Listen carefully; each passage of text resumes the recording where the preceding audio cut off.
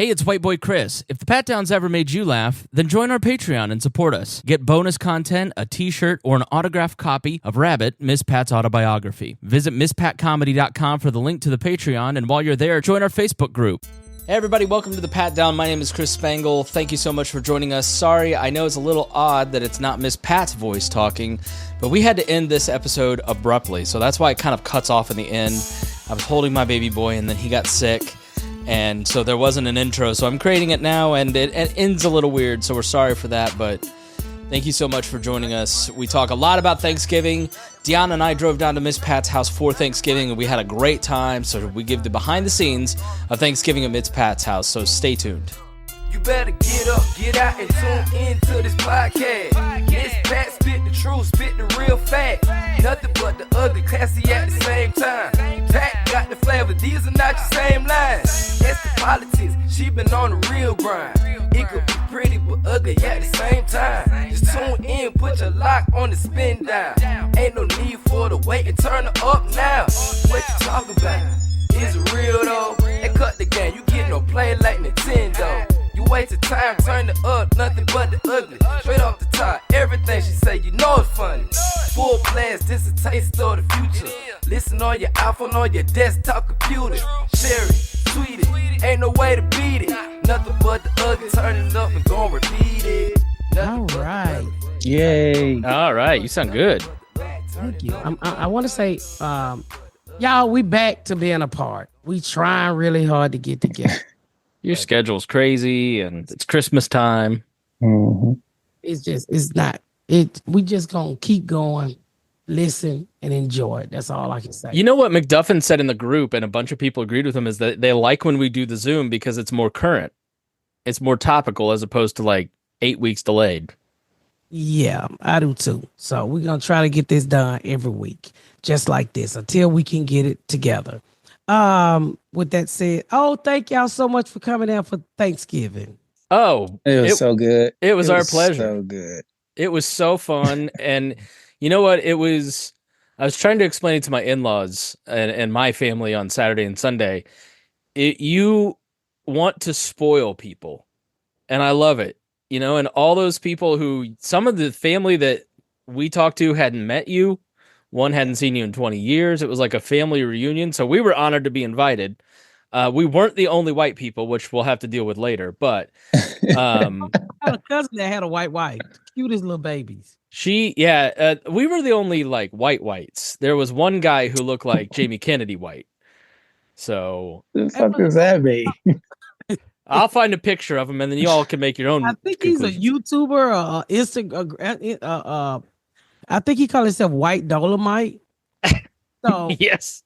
So he knows Nakia, and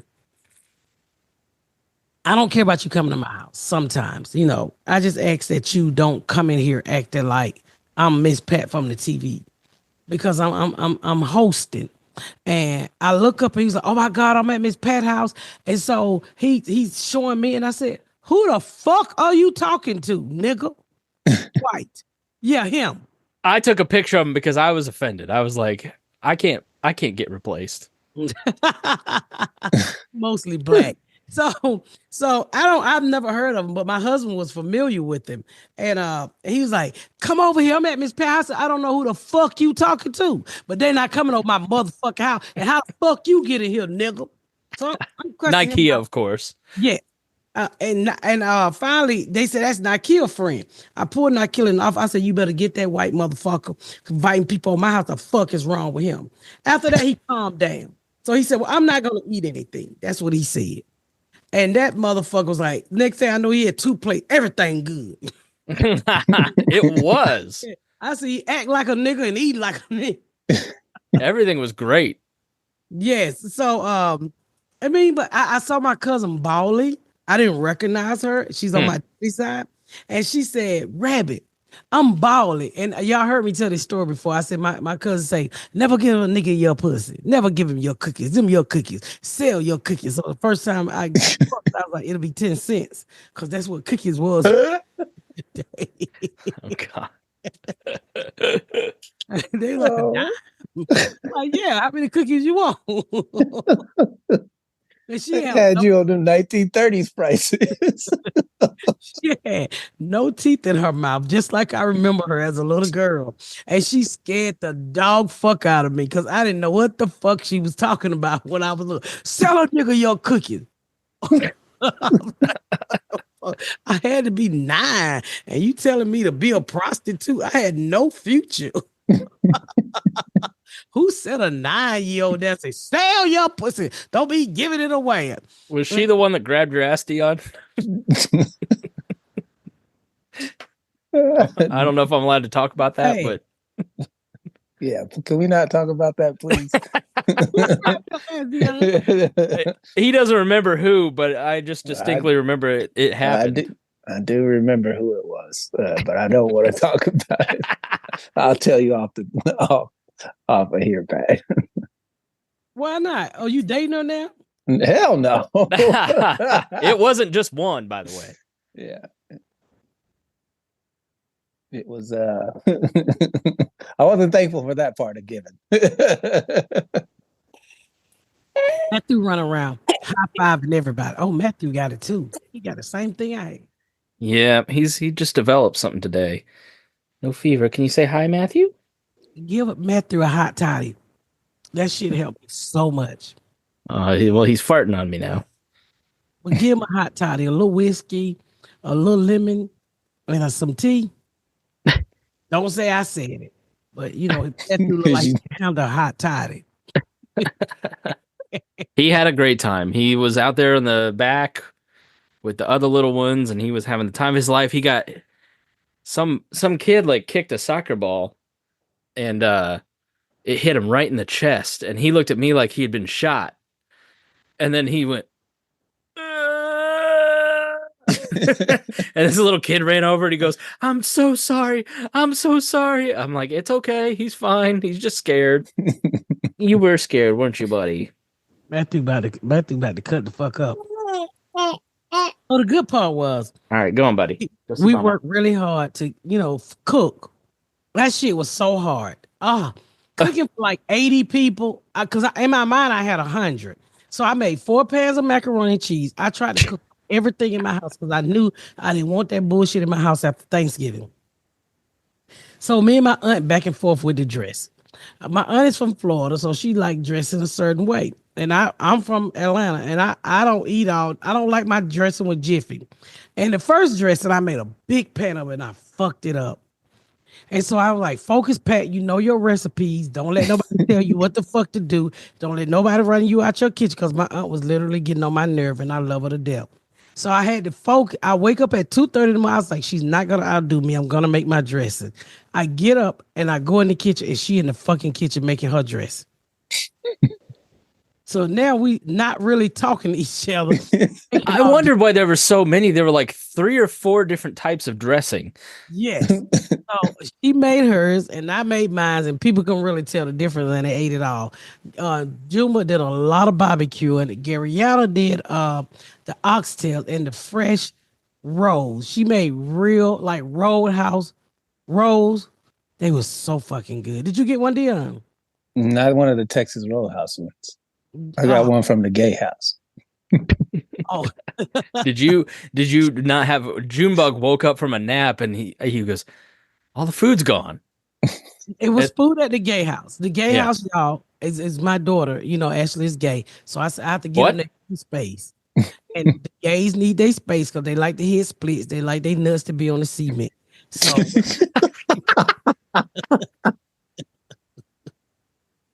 what I did was I gave the gays the pool house. So we call it the gay house. I decked it out just like my house. And boy, they were down there smoking weed. They were hookling. They was dancing. They was what? They was what? There was hookling. They were.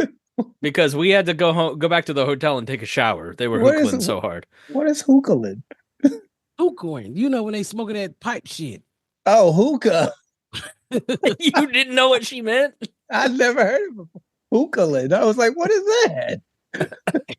And they played their music, honey. And then one number Whitney Houston and Marvin Gaye down there. And they had them a good time. And then everybody was kind of stiff in the beginning because I don't think a lot of people knew each other. But then when the gays invaded the main house and brought the alcohol with them, that's when we all were like, Reagan and I looked at each other. We're like, we got to get out of here. It's about to get sloppy drunk in here. I was They like, never got sloppy drunk, but they didn't want to leave. I text Action. I said, y'all got to go. Yeah, she kicked them out. I got to go to work tomorrow. You and your people got to go. Already, y'all got to fucking go. We left about 7-ish, I think. And man, yeah, you could tell it was heading that way. Mm-hmm. They wasn't trying to clean up shit. They were asking for more alcohol. I was like, you niggas can drink. And then they ate up all the oxtails, right? It was nothing but oxtail juice. So I look over there and niggas got the rolls, just eating, dipping the rolls in the oxtail. I say, y'all really gonna do this in my nice house? 2-3 standing around a thing just eating oxtail juice. I had 3 plates because there was so much food that I took like a dollop of everything. But by the time you took a little dollop of every single thing, you had 3 plates. I was trying to really not run out of food. But by the time I told people we had to go plates, it was over. I had 9 custom cakes. And one of them was a 3-tier, and they ate all of it. I'm not kidding you. She had a box from like Amazon of probably hundreds of those little takeout black and clear things. How many? 100. Okay. So we eat at 3, and by 4:30, there is not a scrap of food left. And people at 3:45 were boxing it up. Like, people took their seconds to go. They sure did. And they sat around and talked, and they put their plates in the car. Yeah. And so I'm thinking, if your place is in the car, why aren't you in the car? And the problem was people arrived too early. So I said 2:00. So thinking we're black, Deon, we're gonna 3:30. Before I could even put all the food out, the doorbell was ringing. I was like, who the fuck is that? Why the fuck are y'all an hour early? Deon got there at like 3:30, and I was worried he wasn't going to get food. Which is why he had to go to the gay house to get any food. Yes, and I was like, why y'all so early? So the first batch of people came in with all the old people. So it's about 20 old people. They come in and sit down. They don't move. You got to fix it. They literally sat down and wanted to tell me who the fuck they was, which was my daddy's cousins and, stuff like that. And I'm like, old people. I said 2:00. It is 12:45. And I didn't do any like appetizer because I just knew everybody was going to be late. Yeah. And I started to order these charcuterie boards. And I said, I should get about 2 or 3 of them. I said, no, I'm not going to waste my money. They're not going to eat shit. Man. I should have fooled them up a little bit because it's like they got up that morning, didn't eat breakfast, took a shower, got dressed, and came over. Well, old people, the old ways. Isn't that what you wanted? No, I wanted them to be a little late. So actually told the gays 3:00, so they got there by 3:30. Yeah, the old way is like, you show up at grandma's house 3 hours before the meal. Maybe there's some cheese crackers out or whatever, and then you eat. But you expect to come a little early. Not in our culture, son. Hey, we drove down and we stayed in Nashville on the way down, and then we were like, Reagan was like, it was 7 a.m, and she's like, should we rush? Should we get there? We got to be there by 2. I was like, nah, we're good. We're good. Nah. We got there like at 2:00. It was perfect. Was this the first Thanksgiving where everybody was early? It was the first Thanksgiving I hosted with. That's my daddy family from South Carolina. So yes, I usually don't really host Thanksgiving that big. I just usually me and my friend Tracy or a couple other people, but I usually never do it that big. Right. Would you do it again? Yes. Yes. I actually like hosting. And like I love putting on like parties and stuff. So that's why all the table was decorated. Man, that tablecloth you had outside. Here, let me pull up some of the pictures. So here's the food. Okay, so like this, whatever this seafood pasta thing was, that was great. The greens, those were great. And then we've got Oh, that was gone by the time I got there. Yeah, There the was mini the bone mini from the ham stuffings. hock was left. The bone. There was just the bone. There's red beans and rice. There's yams. Those were my favorite. The yams, actually. There's those Texas Roadhouse rolls you didn't get, Deon. Yeah, all that was gone by the time I got there. The bowls wasn't even there. Yeah, so It was just the bones sitting on that whatever tray that was. so this is the kitchen table with the food, and then so that's kind of what the kitchen table looked like. And so this was I love this. This was where all the older people were sitting. Yes. So the fancy dining room with the just look how elaborate that is. How beautiful. So many Christmas trees. So many Christmas trees. Let me see if I can find the outside table you were just talking about, Deon. Well, it was the same tablecloth. I was just saying, man, that tablecloth was so nice and warm. But it started to get cold outside. Put that tablecloth on my legs. I could sit out there for another hour or two. Here's the cakes. Yes. So the 3-tiered cake. I mean, it was a lot of cake, and then there's a whole big tray of banana pudding. That didn't last more than 15 minutes. 15 minutes. Yeah, that was all gone. This is Matthew. Matthew kept trying to climb on top of this thing, so the reindeer. So here's one of the Christmas trees. This was his favorite. It's like really pretty. So that's I can't find the outside table. Hold on 1 second. So I mean, I'm not trying to tattle on IKEA, but there's not a cardboard box under there. So you might want to talk to Nike about that. You're stupid, Chris. Was it leaking? And this Matthew just stared at this tree. He loved it. Yeah. He kept trying to lick this little ball down here that looks like a cupcake. There's Reagan and Matthew, and he's already got a roll. We showed up, and he immediately was like looking for food. She looked like the realtor. Here's the picture of Ashley in your house that she put up of herself. Y'all was really taking pictures. I wanted to just take a few just for this, but yeah. So this is the living room, with the big tree and the garland and all that. It's great. And you had like the banister all decorated, and that looked beautiful. That was the big tree there. That was 2 trees. Yeah, 2 trees. So then Matthew got a little kiss. Yes. And then this is the only thing I recognize from your old house. These cow chairs. Yeah, I got them out the clearance rack. So ugly.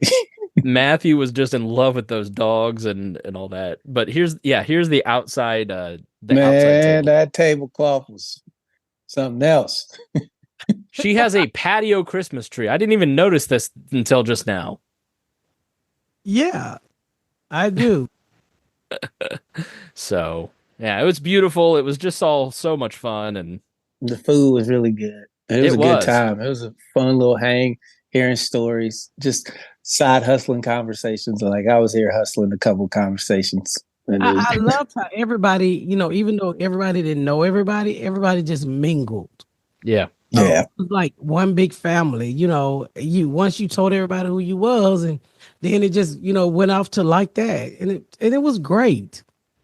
It was I got to talk to, about your wife blending in, because she never really been to nothing that I've done before. You've been around me a lot. I was like, how Reagan found my friend Cynthia, and I think she found somebody who can out-talk her. Was this the woman who brought her daughter? Mm-hmm. Yeah. We loved them, and the 2 of them talked for hours and hours and hours. Yeah, they sure did. And I went over and sat next to Garrett, and he and I watched TV.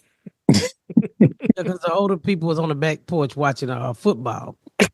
Young people was downstairs with the fire burning, smoking, doing hookah, and doing weed and drugs. Good Lord. Now, I have not. I'm going to announce this here. I did end up telling Pat, but Reagan is pregnant, so we are going to have our 3rd kid, and her sense of smell is off the charts. And she was like, "What is going on down there?" I said, "It's just Ashley and the gays." He's like, Ashley and the gays. "What is that smell?" I'm like, "Honey, that's weed, I think." Chris doing exactly what the Republican Party want him to do. to keep creating white babies. The white people will be proud of you, Chris. So, for keep putting y'all on earth. Well, yeah, and this baby's due date, we don't know if it's a boy or girl, but this baby's due date is on Matthew's birthday. So, and if you do the math, at the same time. my birthday's in September, so Yeah, so next year around this time, after she had a baby, don't touch her again. Yeah, right. yeah, right. White babies. You know how much I didn't get laid before I married Reagan? I've got a lost time to make up for. You probably need to look at some sex tapes too for some mood. Cause the way I imagine you fuck like a penguin. What was that?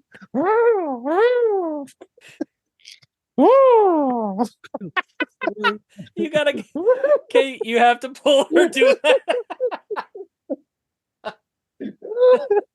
That's exactly what I look like too. I can imagine you the type of nigga that slob all on people and shit, be still. We hate niggas like y'all. Nigga, if you don't get this spit off my chest. Oh. Today is our 4th anniversary. Really? 3rd Happy anniversary. Thank you. And pregnancy. I told her we're not going to dinner tonight because I'm doing this. I said, I've got a podcast. Sorry, honey. Y'all don't need to go to dinner. Don't celebrate bullshit. I mean, don't celebrate. Sounds like somebody's been married 33 years. You don't have to waste your money. Go in there and eat that motherfucking Kraft macaroni and cheese she cooked. Straight out the microwave with a corn dog. A corn dog. Good Lord. That's what it looked like. Light a candle. You know, Megan is so. What's your Megan? What's your Reagan? Reagan is so white, and it's so innocent. So she comes to my house for Thanksgiving in a Christmas outfit, and everybody like, "Why that white bitch dressed up?" I told her, I bet you lots of people be dressed up just based on being around the TV show and the party. Like, people usually dress up. Nobody was dressed up. No, they were wearing their pajamas. They were wearing their sweatpants. After work clothes. Literally. She was mortified. She's like, you lied to me. I thought there'd be more people dressed up. Pat and Deon you wasn't dressed up. That was my dressed up. Pat and Deon were wearing their merch. I just had my hoodie on because it was cold. Me too. I mean, I threw that on that morning. As long as I had my hair and makeup, I didn't give a fuck. I wasn't gonna dress up. Pat finally got her hair and makeup done by after dessert was being served. Poor Mimi was in there working. Yeah, I was like, anytime you go to, unless they say dress up, then don't. Because I plan for everybody to be in pajamas. Well, she likes to look nice. Yeah, she was beautiful, but I'm just saying, don't dress big. Just a pair of jeans and, a shirt next time you come down. Unless we say dress up. We'll tell you if we want you to dress. We dress up for like funeral. Everybody got to have on the same color. But see, her daily outfit is dressed up. She dresses up like every day because she loves it. She just doesn't leave the house without makeup and a nice outfit on. She always says, my grandma used to say, you always have to look like you're going to court that day. Because you might be. What kind of criminal she come from? She must think she's black. Have your court clothes on, just in case them cases come in. She's just got an ex-husband, so. I always used to say, our parents used to say, make sure you got your drawers clean in case you get hit by a car. You don't want to be taken to the hospital with dirty underwear. Yep. I was thinking about that this week. I was like, how dirty were people's underwear that was a saying? Like, I change my underwear every day. I have to. Mine's burned. From the chafing or the juices? They burn. Are they chemically heated? We need someone to investigate this, but it's not going to be me. Yeah, so I just can't keep my drawers on for 2 days. They moist and sticky and all right, like Velcro. Good God.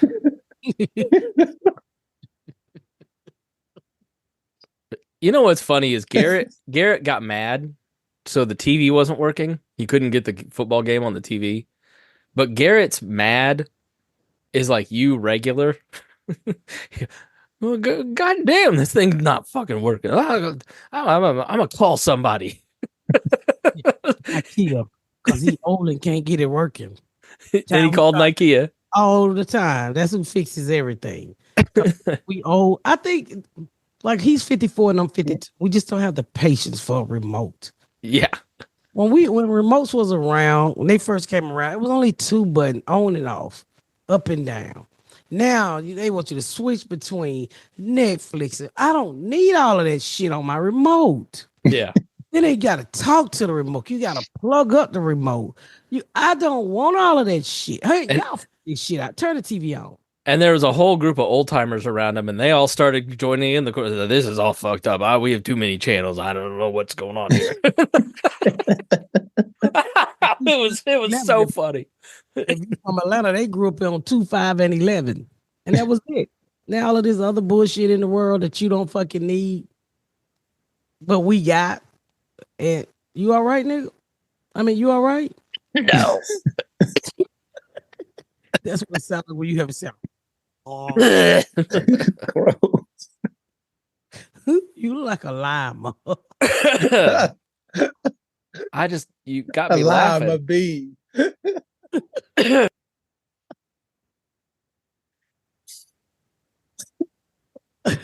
It's really. I'm really proud of you. You came a long way. When I first met you, you really had that Down syndrome look. Right now. Even the taste might, maybe. The Down syndrome look. A little pussy has helped you out a lot. It upgraded your chromosome. Hey, See, say hi, Reagan. So this is what Reagan's wearing just today. hey, I'm Hi, wearing- Reagan. It's a sweater dress. Yep. you look pretty, Reagan. All right. She's got to take Eleanor to her dad's. So lucky. You Little man. Why is he lucky, Pat? I don't know anybody. She's so pretty. And She- you know what's the good thing about your relationship? She even made you look better. Like you look so much better now. Right? When I It's first true. met you, beat down, you was scared of niggas, you was sweating all the time, you was uncomfortable. You didn't know if you wanted to podcast with us. Deon was gonna whoop your ass, or we were gonna rob you. You was scared to stay at my house. You was everything white America was. And then you met a group of black people, and it's like you just grew up, and then you met a beautiful wife. Your blow up is a motherfucker.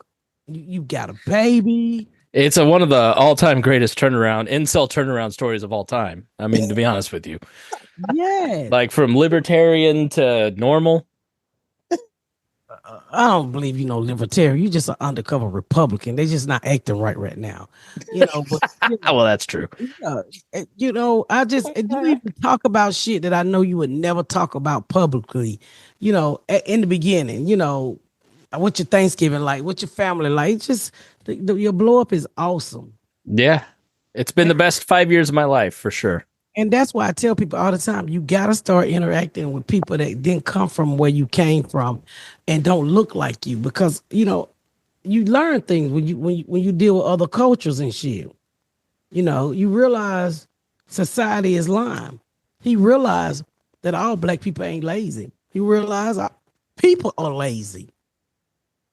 In the beginning, he thought only we was poor. Then he realized he was poor. Yeah. Well, yeah, your financial glow up really made me feel that way.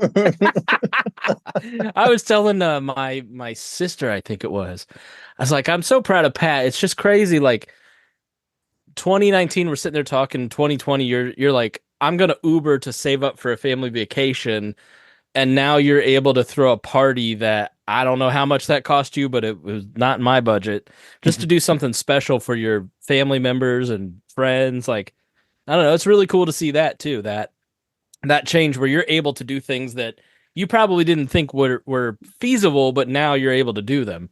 You know, I was just telling somebody today, and I'm not gonna say who it was, but I was telling somebody, I said, you gotta start feeding the body positivity things. Like when you say stuff like I don't have or I can't do, well, what comes out your mouth, the most strongest muscle on the body is the brain. It absorbs everything. It takes in what you say or what it hear, and it makes you, it can make your whole body feel a certain way. So when you say you can't do or you don't have, then you won't do, because you just told the mind to make the body not do it.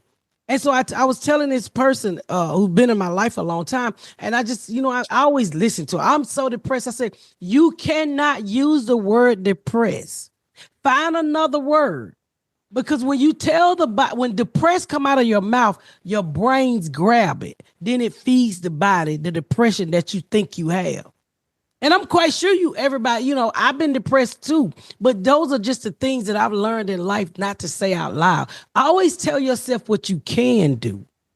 Even if you got a little doubt, don't speak it, because your words are powerful. You speak things into existence. I was telling my friend, I said, when we was on Section 8 together, I always said I was going to get off Section 8 and I was going to buy me a house by the time I was 25 or 28 or some shit like that. And I did. But people thought I was crazy. I didn't know where the fuck I was going to get the money from. I didn't know. I didn't have an idea. I didn't have an education. All I knew is I was going to fucking buy that house I was living in on Section 8. And you have to tell yourself each and every day what you want to do. And you have to keep, it's like, if I could do the same thing with a treadmill, I'd be a bad bitch. I'd be a bad bitch. If I could just get up and go downstairs in my gym and just feed myself. Now, I've been going like 2 days a week or 3 days a week, but not every fucking day. But it's something that I'm working on. I say, I have to motivate, you got to go downstairs just 30 minutes a day. But you as I put it out, then it'll make my body move. So you have to set goals for yourself, but you also have to speak. And I was telling them the time when I was in Plainfield and I was living in an apartment. Remember that, Deon? And I lived there for 5 years in an apartment, paying $1,400 a month. And I kept telling my brother on Thanksgiving referred to it as that ratty little apartment, and now look at her, because he used to go over there all the time. Yeah, and I'm living in this 3-bedroom apartment, spending $1,500 a month, damn near, on this apartment. I'm telling my husband we wasted money. I don't want to live in a fucking apartment. I came from a house. I want to live back in a house.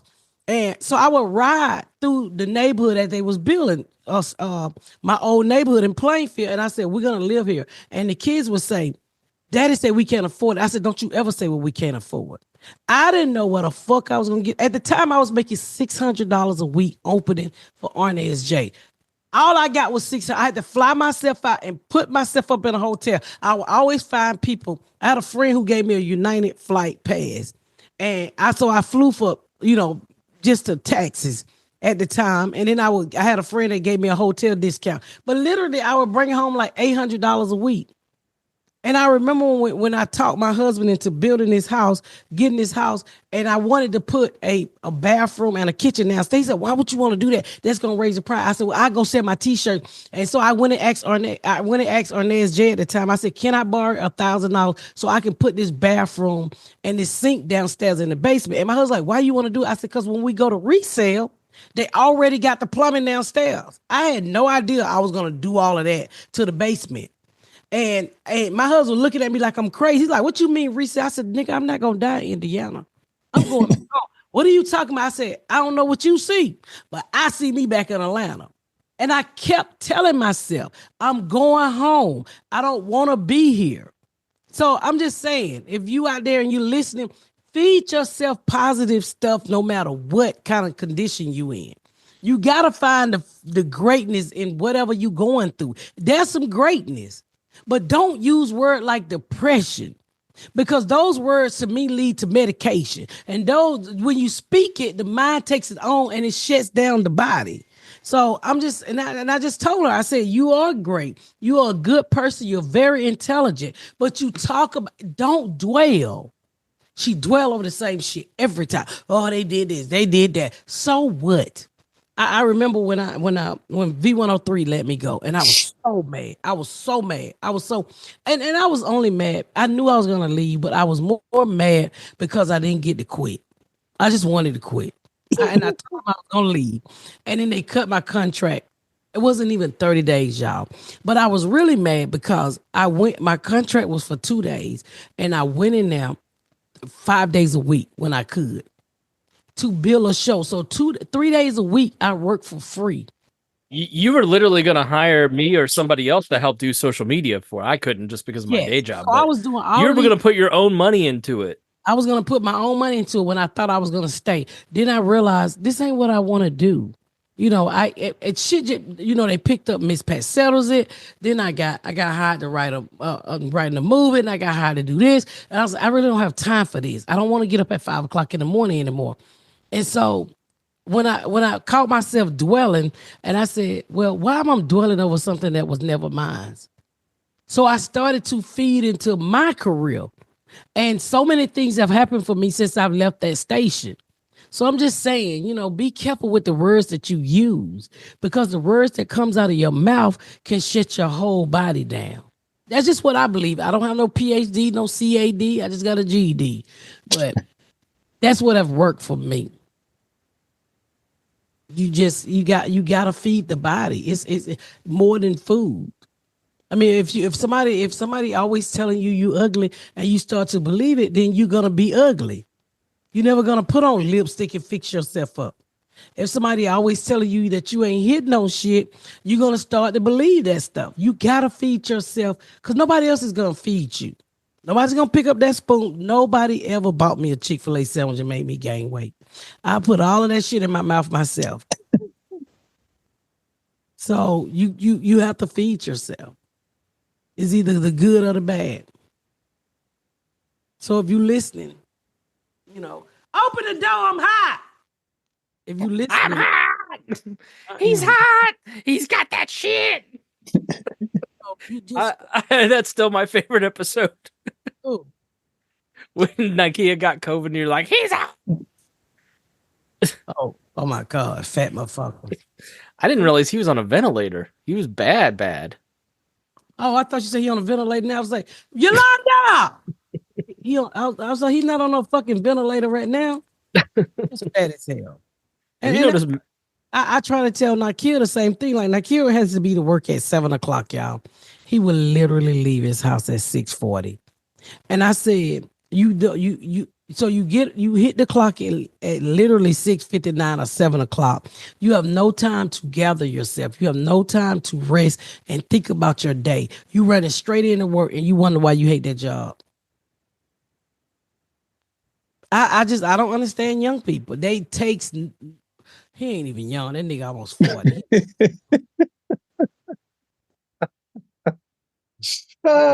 I was thinking what you just said. I was like, he ain't that young no more. I forget my kids are almost 40. My birthday 2 weeks away. Yeah, I'm 41. I mean, you be 40, Deon? Mm-hmm. You about to be 40? I'm about to be 40, nigga. You about to be 40? Uh-huh. Wow, how long have I known you? Since I was 21. Wow, really? Mm-hmm. Yeah, because I was in Indiana over 15 years. That's crazy. I met you a couple months into my comedy career. And I started when I was 21. So. Oh, yeah. Because the club was pretty fucking new. Mm-hmm. I think I met you in like September or August. Yeah, because I moved there in no, I moved there in December. Okay, so then that's when I would have met you when you first moved there, because I think the club opened in August. I think. What year? 2006. Yeah, what year did they win the Super Bowl? Y'all won the Super Bowl. 2006, yeah. 2007. Yeah. It was cold, and y'all had just won the Super Bowl, and so I found Morty's, and then I found what is that club that was on the other side of town? Crackers? Jokers? Oh, It's not there anymore. it was Wilson's Dave Wilson's club. Yes. What Day Wilson? Dave Wilson is a Santa Claus and runs a Santa Claus shop now Mm. out in Speedway. So check that out. Man, what What was is the the name of Santa that club? Claus shop? I don't remember because it closed before I ever started doing comedy. My God, I'm so intrigued to know what's the name of it. I know. I'm looking it up. I can just text Dave. It had an airplane on it, didn't it? Yes. Yeah. It was like green. One-liners? Yeah. That was- Yeah, that's what it was. So I would go over to one-liners and then I would go over to Marty's because early on I knew old boy didn't like me. So I would go over to one-liners and they started to let me MC. They would never let me feature, but I was the best thing that ever walked through them doors. I wouldn't say it then, but I say it now.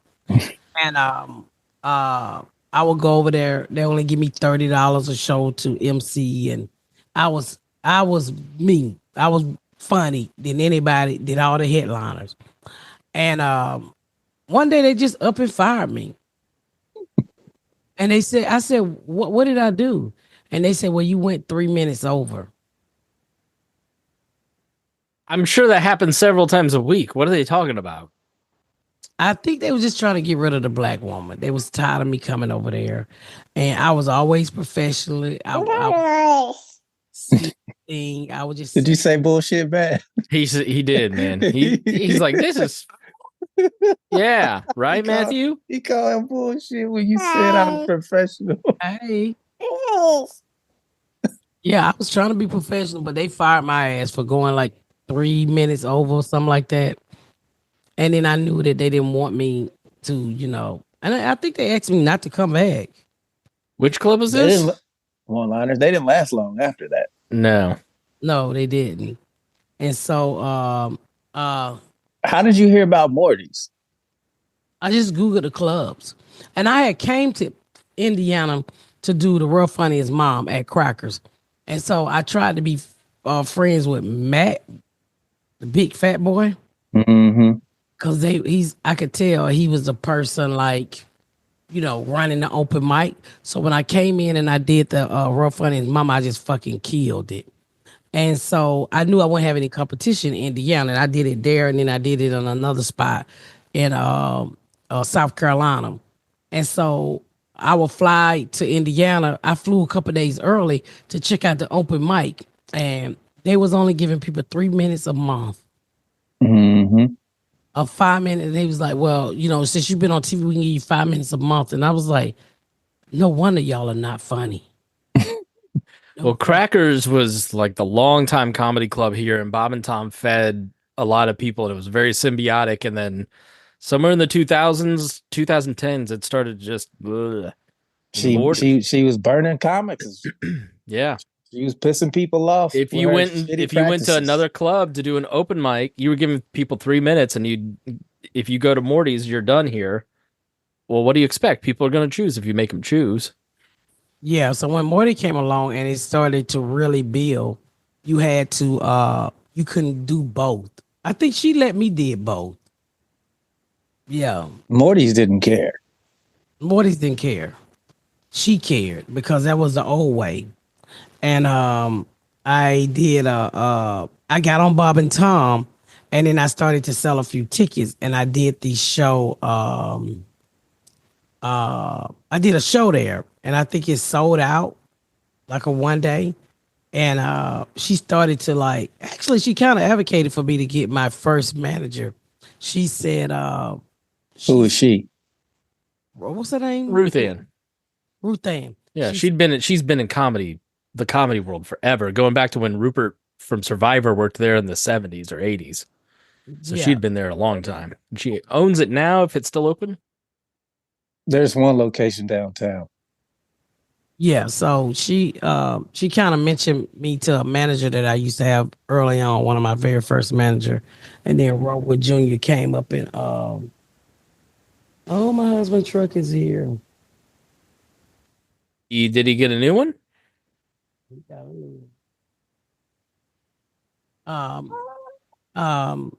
I ended up getting a manager, and Then I was a part of Marty's, and then I had to bust a gut, and I was fucking miserable. And I just told I used to tell Deon, one day we're gonna get the fuck away from here. Was Joker's open when you were around? No, it was just Morty's, one-liners, and it was Crackers. crackers. The two crackers, a couple open mics here and there. But no, like I think most of the comics are dead. Otto dead, and what's the other one name? Stood up and say he had herpes, and we was like, "What the fuck are you doing?" Troy. Yeah, Troy just passed earlier this year. Yeah, A lot of Troy, Otto, the big Hank. talk, Hank. I liked Hank. Yeah, Hank Hank did the same set every single time, and he got a different reaction every single time. People either loved Hank or they fucking hated Hank. And Hank didn't give a shit one way or the other. He Avery used to get drunk, boy. Oh my God, all the drinking they did at the damn comedy club. Man, we used to have a good ass time. We used to karaoke. Yeah, you remember when Pat McAfee was a comic? Mm-hmm. He would come in there and get drunk. I don't think I spoke to old boy since he said that foul shit to me. What'd he say? Name Who? married who married a girl. Oh, Todd. Yeah, I used to be crazy about Todd. Yeah, but he was crazy about Pat McAfee. Who the fuck is that? But he was crazy about Pat McAfee and just being a fool. And then I guess all of that eventually ended.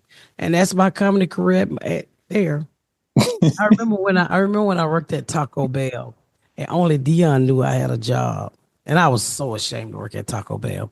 But I was a manager. I also worked at Burger King, so because I didn't have an income, and I'm never too proud. I also worked at Speedway. Remember Deon? Mm-hmm. And nobody knew I worked during the day but Deon.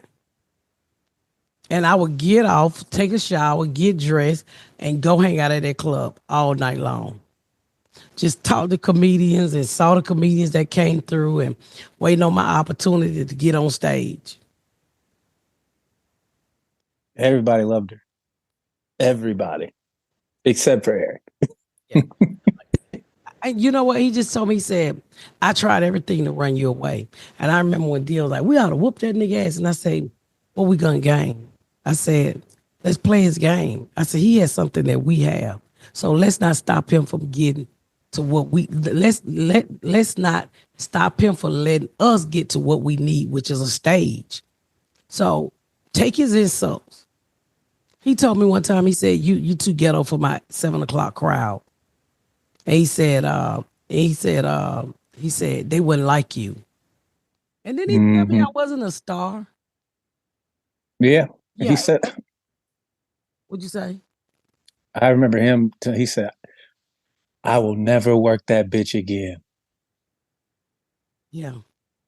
I think that was after Corey came.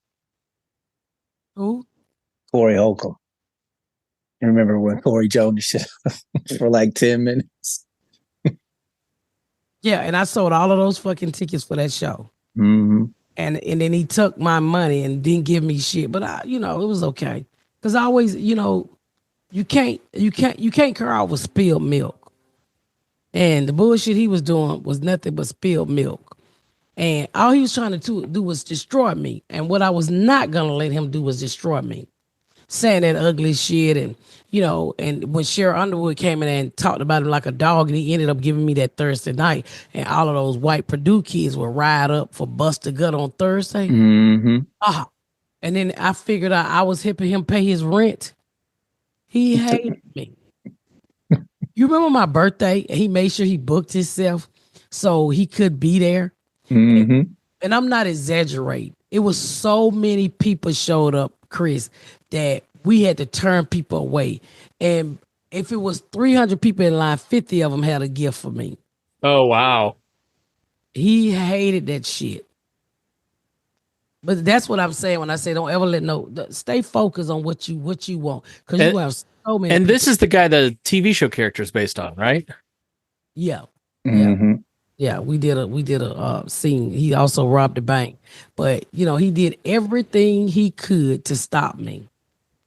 Everything. Last I heard of that guy, he was booking a comedy at the casino in Anderson.